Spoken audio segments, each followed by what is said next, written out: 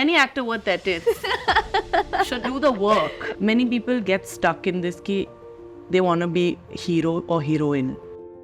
Till a long time I wanted to be a Kajol or a Deepika. And I heard this the other day. Natasha is not easy to manipulate, so we will not hire her. Right. Where do they write leading roles for women who look like me? What do you think a young actor should really do?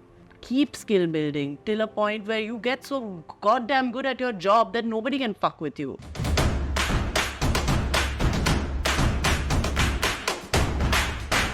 You may have seen Natasha as a sassy best friend on Netflix or heard her widely popular podcast, Agla Station Adulthood. Today, Natasha sits across from me as a literal masterclass in authenticity. Why was I put on this planet? Existential. She's getting Oh, yeah. teary. A serial risk taker who continuously pivots and throws herself in challenging roles to elevate her skill. From playing a doting bahu for 2 full years on Indian television to taking center stage at Prithvi Theatre, there is no challenge that Ritasha hasn't taken on. So get ready for a lot of note-taking as Ritasha recounts what it really took for her to create space for herself as an actor in the overly competitive Indian film industry. And also as she distills the difference between fame and success. So you started theatre at just age 14. So I want to know, is there or was there a moment where you just knew, like, this was it? This is what you were going to do for the rest of your life? Like, how do you know that this is the moment? This is the thing that you want to dedicate your life to? You feel something feeling right in a way that things have never felt before, I guess. And I remember that moment vividly till today. Yeah, what was that moment? We were doing a school play production of 6 Shakespeare plays condensed. So it was like adaptations. And I was playing the nurse in Romeo and Juliet. Oh. So when I got the role, I was depressed because I was like, why am I not Juliet? Sabko main character banna hai, bakwas. Anyway, nurse ban gayi, killed it. And then it was the last show we were doing and we had the closing scene and I had the closing lines. Wow. So I'm up there on the balcony. The line is over. The Romeo and Juliet are dead downstairs. The lights go out. And then fucking Bittersweet Symphony was our curtain call song. What a song. Yes, So, right? what a Really song. inspires. So, I don't know. Yeah. So, I had to go down to take the bow and also. Tears in your eyes. And it starts playing and I'm running down and I want to do this forever. Ah, And that's it. it was a very Bollywood moment when you kind of realized this is what you want to do. Yeah. So that's nice because I think a lot of young people, when I meet them, they're like, I really want to do something, but I don't know what it is. So I think that is just, it's with any relationship, with any friendship, like you just know.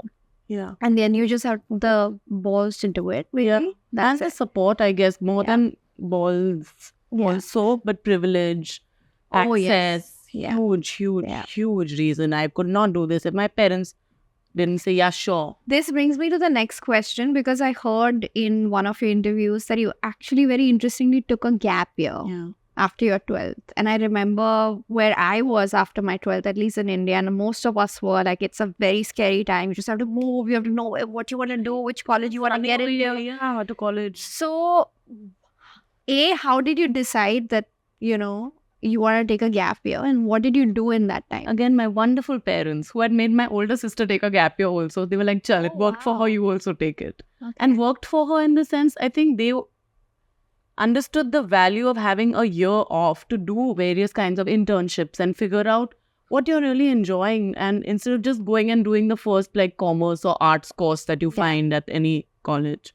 But would you recommend this? 100%. I would say if you can afford your child to have a gap year, every child deserves a gap year after 12th standard. And what did you do in that 1 year? I did 2 plays. I performed at Prithvi and NCPA and I was like, wow. Oh, wow. मतलब छोटे roles background में जो भी है, but I was But on still it's Prithvi Prithvi, stage. yeah. Exactly. And NCPA, so I was like, done. Before college, I've done Launch the ho gaya. meccas, of the Mumbai theatre scene. Yeah. And then I interned with a theatre company. They were doing workshops at the time. So I was doing lots of work within the field and running around getting tea, coffee, being an intern essentially of 15. What Very the fuck important. else will they make you Yeah. do? Yeah. But I was enjoying like anything. meeting older people, actors, directors, absorbing. Was there a mentor in this time? Many. Hard to say. So many mentors. Do you want me to name them? No. No. They're not famous, sadly, but you know who you are. I should lift up the camera again. You always knew you want to do acting. Yeah. Is there no other career path that you was like, acha, acting nahi hui to, because it's really hard? I mean, let's be honest. What was your backup plan, or did you have any? I absolutely did, because in fact the year I had to take the gap year is also the year I had applied for a journalism program, Okay. and I did not get into that because Bombay? in Singapore, I'm Singaporean, so Yeah. you get cheap education there. I know, but I thought you did your schooling here. Schooling here, college abroad. I mean, Okay. only in Singapore. So I applied for journalism thinking for this very reason, right? Like acting is so difficult. Also, I was like much fatter then. So for someone who looked like me, I was very nervous. Ki like, main heroine? Meh? So better to have a backup. But that didn't work out also. So then it made me feel like maybe there's a reason that didn't work out and the gap year is happening. Right. But in this period, did your parents support you fully? Like they said, oh, you want to be an actor, just go at it, right? They in fact said, if you want to be an actor, study acting. Don't just show up one day and be like heroine banna hai, because Right. that's not going to work. My dad's a doctor, so he's like, I had to So it was study. never fame for you. It was heroine banna hai, and you enjoyed being in front of the camera or being on stage. Till a long time, I wanted to be a Kajol or a Deepika, of course, because when you're a kid, you're growing up and your only idea of female actors are the main lead heroines, because that's the best written roles, even Yeah. though those were averagely written back in the day. But no, I think fame was a part of it, but most of it was the enjoyment. And actually, Shabika, more than anything, I feel what happened to me growing up was people would say that, oh, you're so good at this, you're so good at this. And in nothing else in my life did anyone say, you're so good at this. So I was like, I'm not good at anything else. So Right. I love this, I'll do this. And I enjoyed it. So then why not? Anytime anyone asks me, why is cinema and theatre so moving, right? Like, why do we go in as audience and come out changed sometimes? Because that's the power of storytelling. Yeah. Much like you're doing with this podcast also, I guess eventually what you want to do, and you were telling me earlier, is to like really bring forth real stories and people who can inspire other people. You've gone from knowing at 14 that you wanted to, be on the stage, to wanting to be a Kejo heroine, to then doing a TV soap that ran for 2 years. Yeah. Having studied in Singapore and coming here and still doing that. And then trying comedy and trying sketches. So I feel like at every point you pushed yourself to be really challenged and to be uncomfortable, if I'm seeing that correctly. And I think that you mentioned quite a few times that was a very enriching exercise. Each of these experiences were very enriching. So how important is it, according to you, for creatives to get uncomfortable ever so often? Didn't you hear this also growing up? Like, growth happens outside of your comfort zone. Yeah. Right. So I think that must have... Boomer parents. Yeah. Must have stuck with me big time, because I was just like, if something is feeling too easy or too stagnant, or honestly where you really feel bored after a point or uninspired, doing that TV show stuck the soul out of Yeah. me. So I really, and that's when BuzzFeed came into the picture. It served a purpose, because I knew how incredibly intelligent and funny all the people that were working at BuzzFeed at that time. It was such a great environment and I loved the work they were doing. So I was like, मैं कुछ भी करूँगी, मैं intern बनूंगी BuzzFeed में, but I need to be in an environment which is stimulating for my mental health right now, after doing a TV show where I was crying in front with a puja ka thali to Bhagwan daily. Yeah. So that's why. I mean, I don't know any other way other than taking risks, essentially, because ambition is one thing, having dreams and goals is one thing, but how do you get there? Like, you can dream as much as you want and keep fantasizing about, wow, I'll have this, I'll have that. If you're sitting on your ass, nothing's gonna happen. So are you saying that you taking up the TV show was like a strategic move almost, or did you feel like, hey, this is a role that I could do well or differently? Shubhika, तुम बताओ, 90 kilo की लड़की क्या strategy करेगी? क्या करेगी? Yeah. Means if you're fucking fat and they're saying play a lead role, anybody would do it. Right. Where do they write leading roles for women who look like me? Right. They do not. Is And it I was changing now? No, I mean, not yet. But yeah, I just did a very big role.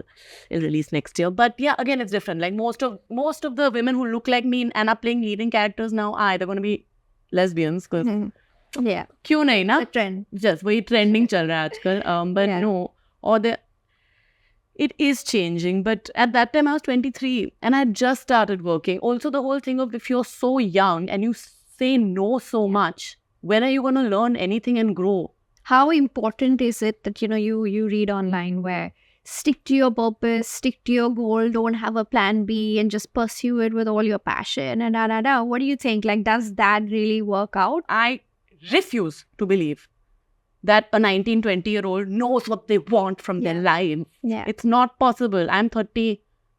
I don't know anything anymore.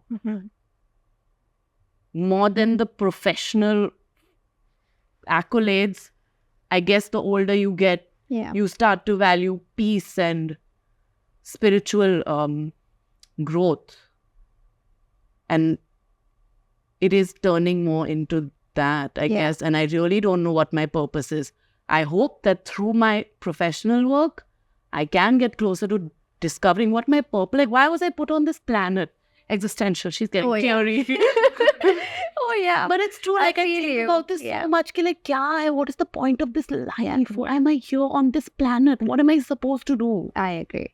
I think that's one of the most confounding things you kind of deal with as you grow. Yeah. And I've learned that unlearning is actually the biggest teacher. And that's what I love about growing older, that I'm like, oh, I can discard this and I can discard this and I can discard that. So I think that for me has been beautiful about that. Okay, Ritasha, thank you for sharing that, because I can completely relate. Every few weeks, I just sit down on my bed. I'm like, why am I doing this? Why do I have to go to the office? Like, what does it add up to? But I think it's the little things that add up, and with it, the lessons that add up that kind of write your book for you. Okay, so the next thing I want to ask you is, and it's something that I deal with constantly, and I think in this social media age and etc., there is a constant feeling that I'm actually not where I'm supposed to be. This is not where I'm supposed to be. Like fame-wise, money-wise, success-wise, opportunities-wise. Do you deal with that question? And what is it that you really like? How do you coach yourself back on track? To answer your question first, at my therapist's office, they know how people are, like people like us. So they put up these like inspirational quotes idhar udhar. There's one which I'll never forget because I see it all the time, and it says, everyone climbs their mountain at their own pace. And मैं बार-बार खुद को वही remind करती हूँ, because I cannot sit to get caught up and swept up in what A, B, and C are doing. Yeah. It can totally derail me. And anyway, my mental health, I'm a very, very like sensitive person. Yeah, most creative people are. Right. So it can... Hypersensitivity, yeah. Set off in a moment and you don't know. The next thing you're having a panic attack and like life is like... Yeah. So best not to risk it. Chup-chap therapy jao. Don't compare yourself to others. But recently... But that's easier said than done, right? I know, because I was having a meltdown because now all my friends are getting married, for example. I mean, most are married and many are having children now at that point of time. Yeah. And I'm like, what am I doing? Yeah. What's wrong with me? Even though we know that it's not what it's all cut out to be, you still feel like it's something you should have or do because everyone is doing it. Exactly. So yeah, I think I tell myself that time and time again. Yeah, but especially with your work, right? Because there's, I've heard you say this, that acting doesn't really give you money, especially at the beginning. And I know so many creative people who, actors especially, between projects have so much time to just have these existential crises. Like what do you do then? What would you want to say to young people who are dealing with that? You can't give up, especially in a creative freelance profession like acting or say filmmaking. If you want to be for the technical aspect of filmmaking, I wouldn't say it's easier, but still there are more jobs for you. So even if you don't want to do it, okay, you can still get a job and be an AD and get that monthly salary. But for people who want to be actors, it is an endless waiting game. You have to be persistently patient. Like, just keep working at being patient. And when I was younger and I started out, I moved back from Singapore and back to back got some 2 plays, and I was like, oh wow, career तो एकदम गाड़ी take off चल हो गई, गया. Exactly. वो 2 play खत्म हुए and I was like 6 महीने का कोई काम ही नहीं. I was like, मैं क्या करूँ? Have I made a mistake? But then lucky again, living with my parents, no rent to pay, could keep up the Yeah. hope and the faith. That is a Also, big thing, yeah. if you don't have financial support in a city like Bombay, it's so hard for people to do it alone. Yeah. 100%. Even for fashion, like if I didn't have the support that I got from my parents, I wouldn't have been able to start a brand, a business, or none of that. So in that sense, I get it. In that situation, then it is very hard for you to tell people, don't give up, like just stick to it and it'll work out. So that is where, and I was sharing with my team that when I was younger, I've been doing this now over 10 years, over 11 years. When I was younger, I was a very stubborn, creative person, and I'd say like, this is who I am, this is what I make, this is how I do it. But then I realized that my ambitions weren't really aligning with my actions because I was being very idealistic. I wasn't really listening to what the market really wants. They want a gold lehenga, they want a orange chunni, they want that for their weddings, and I can't enforce nahi aap lilac pehno. So that realignment, actually not even realignment, actual alignment, my ambition and my actual actions has taken me so long, and it has cost me quite a lot. Yeah. Because everything was trial and error. So to cut that short, it is very important for people, I feel, to understand that acting also at the end of it is like a business. What is the practical advice you would give a young actor? Like, how do you balance that? Because you need the money to feed yourself so you can go and act tomorrow. What do you think a young actor should really do? How should they plan their life? I mean, I guess young actors now are lucky because they also have social media, which when we were starting out wasn't really a thing. There were no content creators. I was doing 15-second funny videos in 2014, but nobody was paying me to make them that time. But if you have a voice and you have access to social media, nothing like it. Yeah. Build a presence there. More and more production houses are looking for actors who have a social media following. So I think it's a great way to kind of get yourself out there. That helps. And I think there's a lot of this that happens, especially I've seen it in the peers that I've kind of grown with. And many people get stuck in this ki they want to be hero or heroine, not really understanding the larger value of being, say, supporting cast, primary cast, or any of these things, or working on your skills as a performer. Right. Like hero banna is sure, but are you good enough? Can you act? Whatever it is, yeah, keep skill building till a point where you get so goddamn good at your job that nobody can fuck with you. Yeah. And now I know I may not be the easiest person to work with. And I heard this the other day. Ritasha is not easy to manipulate, so we will not hire her. That word was used? Really? She's not easy to manipulate. Wow. Different fucking con. Anyway, it blew my mind because I met somebody and they were like, we wanted to hire you for this, but then they said that. I was like, what? People talk like that. Or Yeah. Anyway. But I still don't think that has come in my way because I maintain that I am a thorough professional and excellent at my real job, which is acting. Right? That's my job. So I'll do my job really well. So any actor worth their metal, What their salt also. worth their salt, worth their boots, worth their whatever, worth their tits, any actor worth their tits should do the work. Yeah. It's an isolated profession also, right? Right. It's not like every actor has like a team behind them doing all this. For Most sure. of the starlets have PR machinery behind them. So there is a hawa. But for people like us, if you're not going to like stand up for yourself or you market yourself, who is going to come and Yeah. say that? And also, like you said, you've trained and Yeah. you know you're good at acting because you worked on it. So young actors should invest time in building their skills and elevating that. Yeah. Skill building and confidence and persistence. That's it. Yeah. And to try different things and not be stuck in an ideal of, oh, this is the kind of work I want to do. You never know where life is going to take Oh, yeah. you. Yeah, which is why I find it really lovely that you actually switched. And I think that gives you kind of the confidence that you throw anything at me, I'll be able to do it. The right? comedy thing was terrifying because I was crying for 2 weeks every day because it's too difficult. Comedians are too funny, and normal people don't have that brain switch. They are constantly looking for humor in everything, and I was unable. So every day I was crying, why am I doing this? Why am I was like, why not though? Yeah. If I'm not uncomfortable and if I'm not learning. Yeah, I agree. I think growth happens when you're highly uncomfortable. So I love the online space, right? Like the older times you had to wait for the newspaper to come out or some critics to come and talk about what's happening. But now there is so much constant commentary on pop culture in general, movies that come out. And there was one such review of Korra that's just released. And I'm quoting Aishwarya Subramaniam, who has really strong views that I actually personally really enjoy challenging my brain with. Absolutely. So she was like, it's a great show.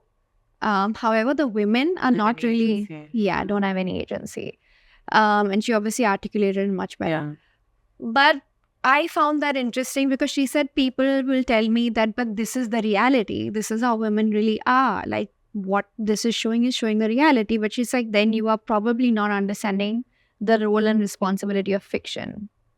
That it is actually supposed to tell you, okay, cool, this is how it could be, but this is how it is, but this is how it could be. So what, according to you, is, how do you look at fiction? What exactly is the job? Is it just escapism, or is it to set an aspiration? It could be anything of these things. How would you want these roles to be written? I would say the main problem with how women have been represented thus far in the industry has been through a male perspective.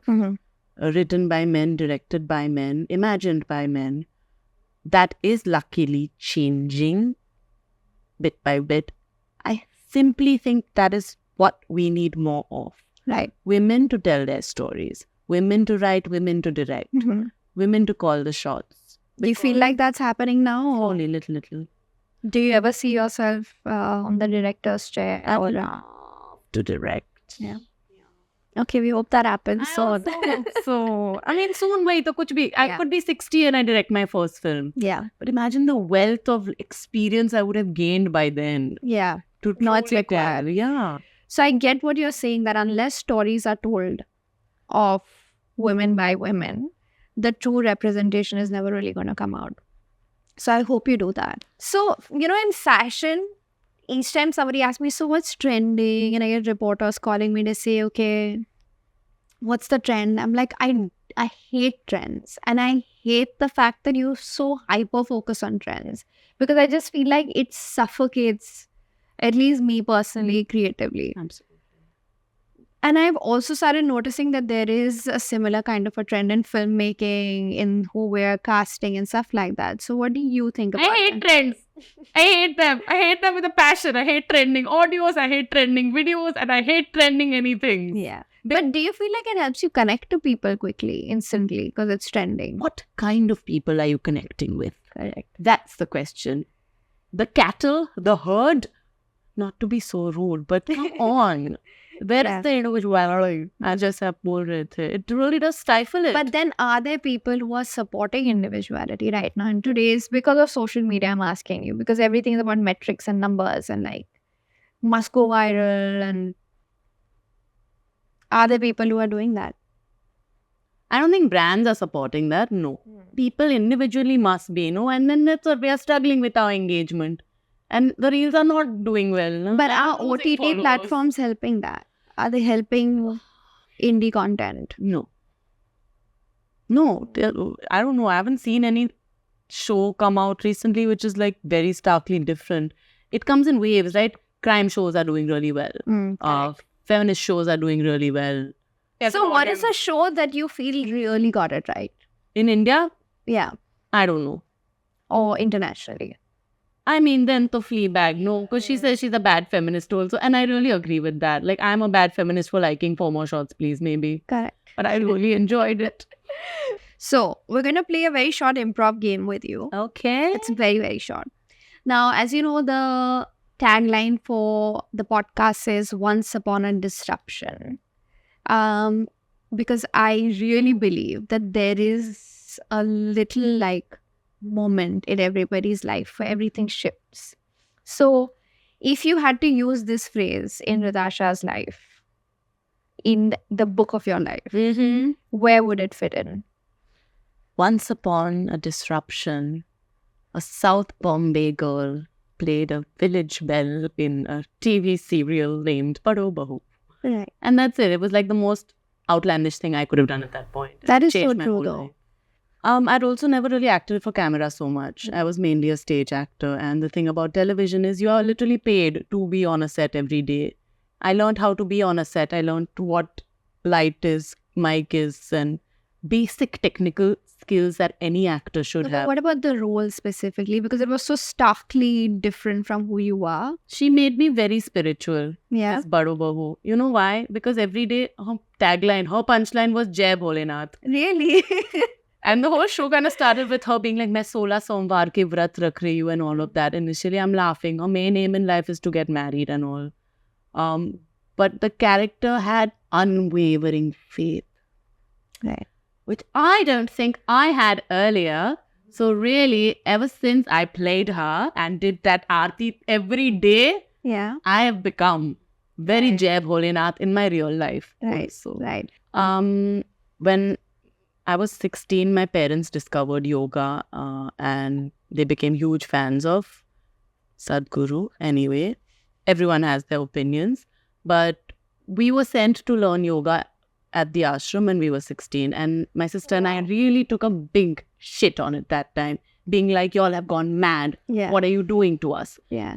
So for us, it was a very long journey of understanding the value of yoga and meditation. But that seed had been planted then, and time and again I have gone back to practice. And yeah, the energy is there in my house of this seeking for something more than the world we What is? yeah.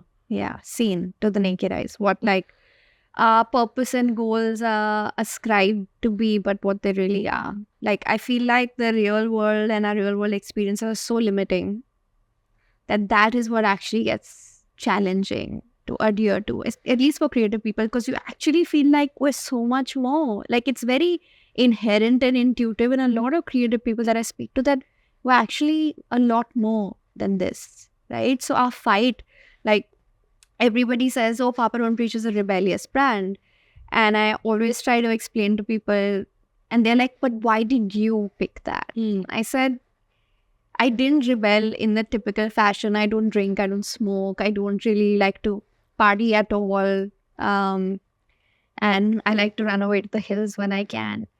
But my rebellion was that I'm more. The pushback to whatever box that I've been trying to... Non-conformity Yes. is your rebellion. Yes. Which is lovely. Yeah. And I think that in doing that, you kind of realize that it is these things, like you're talking about the meditation, or just being present, or just being aware that you're actually breathing in and out, that you feel like you're actually made of stuff that is more than...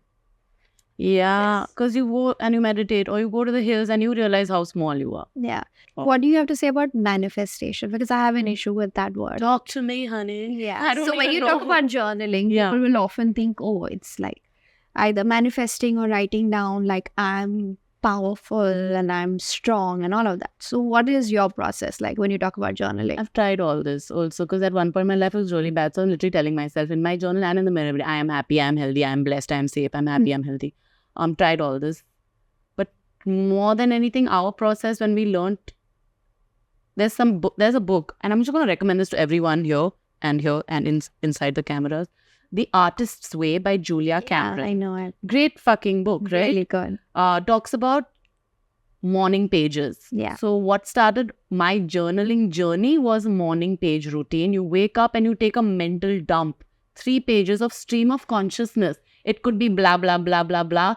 My ass is itchy. Like, Yeah. that can be in your journal. It doesn't matter. You know, like, theek hai. ऐसे start हुआ. more about my day, more about my hopes and dreams, feelings, moments with people where you could have behaved differently in a conversation, fears, feelings. Mine is many feelings. Yeah. I think that the word you use, dump, is so important because in my therapy, my therapist has often told me, because I used to call it overthinking, but now I've been told it's deep thinking. But I tend to deep think about too many things. So that's because the mental brain is like a trash collector, right? We're just collecting so much trash that dump early in the morning is just, and I highly recommend that book too, especially for creative people. I'm so glad that you brought that up. It was part of our curriculum in acting school. So really, Okay. what a book. Good, that's a good one. Yeah, everyone should read it. Okay. Ritasha, are you ready Of course. to be rapid? Fire, you already are. Okay. So one, if you could switch lives with any of the characters you portrayed for a day, who would it be? Gia from Masaba. Easy, chill life. Dance Okay. bar, get drunk. Okay, Ritasha in her 20s or Ritasha in her 30s? Ritasha in her 30s and 40s and 50s and beyond, for sure.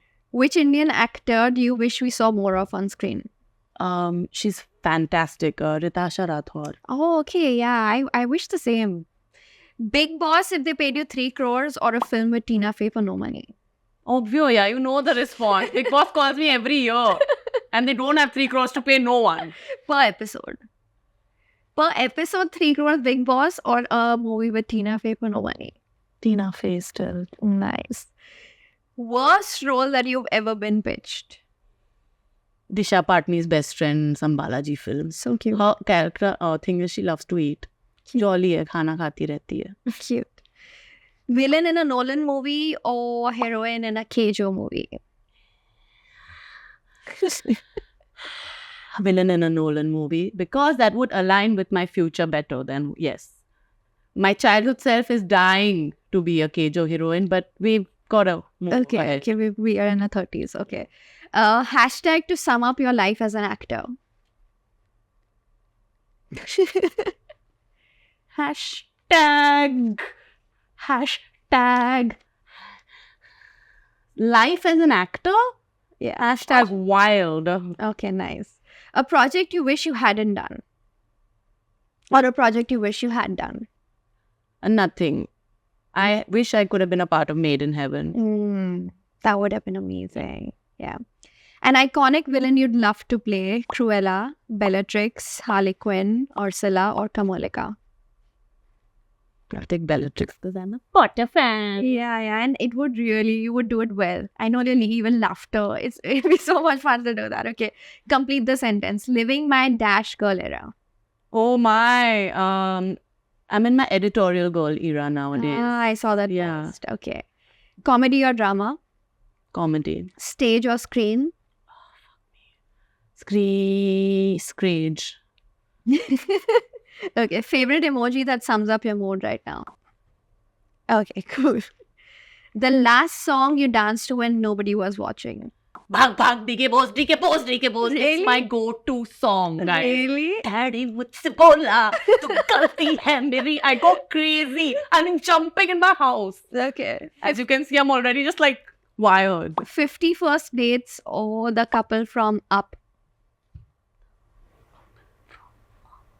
Okay, firstly, congratulations on completing 100 episodes of... Agla Station Adulthood. Yeah, that's Yes. my pod. By the way, you all should all watch it. Yeah, it it's is. about adulting. It's really cool. So do you feel like adulting actually kills creativity in a way that they say you should keep your inner child alive? Yeah, you know, it's the Rozmarra ki zindagi which kills your inner child. Little bit by bit. It's when cynicism creeps in and you know that life is not all la-di-da. You have to pay bills and deal with like leaking pipes and do annoying shit you Landlords don't and- want to yeah. do. Exactly. Yeah. But have you found a formula? After 100 episodes, I'm sure you've filtered some kind of wisdom. Yeah, I mean, what we've arrived at, I think, is the important part about adulthood is to be a functional adult in terms of self-sufficiency and taking care of oneself. But you will only ever be truly happy if you keep your inner child alive. And that's for everyone. It's not only for creative people. And I think that fighting with that balance is what is life, right? Like that is why it's so confusing. And that's why you need female friends also. Or any friends. Your friends keep your inner child alive also. There's a I lot of agree. that. Yeah. And bhag deke bolte.